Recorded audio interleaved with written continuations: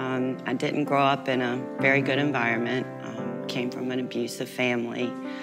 Ended up having to drop out of high school and eventually got my GED.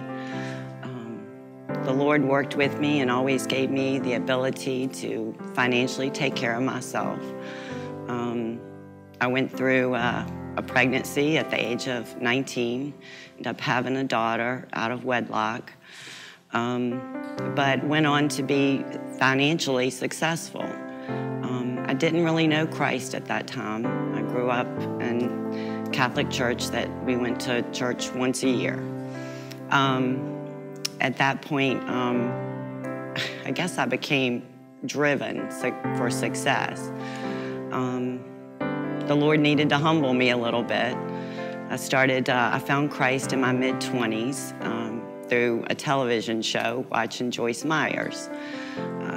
At that point, I continued on and started studying, but I had gotten a little bit too haughty, so God decided that He needed to humble me up a little bit.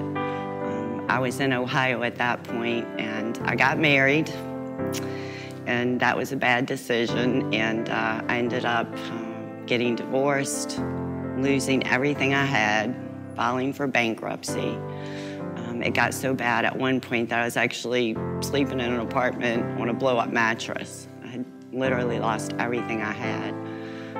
At that point, I was just on my knees to God, trying to figure out what I'd done wrong, what I needed to do. And I really started turning towards God at that point. And He brought me back to Virginia Beach, and that's when I really started experiencing a walk with Jesus. But He wasn't through with me yet. You know, He said, before I can truly bless you and I can help you, you know, you need to get the unforgiveness out of your heart. And I was really bitter. I was really angry about the divorce and bankruptcy and my childhood. And He said, you've got to release that before I can truly give you the blessings that I want to give you. So it took me a while to do that because I was really angry. But I did, and I released that. And the Lord told me that I needed to start tithing. And I used to be one of those Christians that went to church, and, you know, when they started talking about tithing, I was like, well, I don't know what the church is going to do with my money. And, you know, what if they use it for the wrong thing? And so I would give money, but not like I should.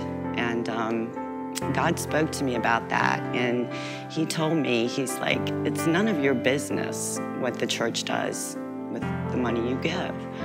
And I thought about that, and I was like, you're right.